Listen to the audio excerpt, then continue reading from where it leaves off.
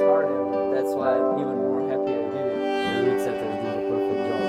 I wanted something hard and something to challenge me, and this was an amazing way and amazing resetting, I would say.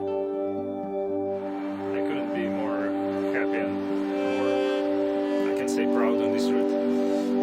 It took us 2 years of brainstorming and planning, and yeah, we're just super happy that everything turned out well, and that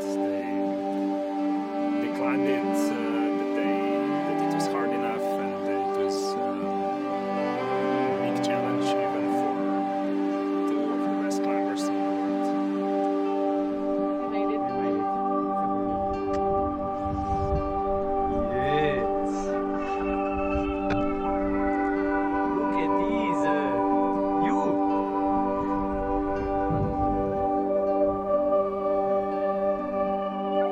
It truly was something that very few people on the planet can actually do.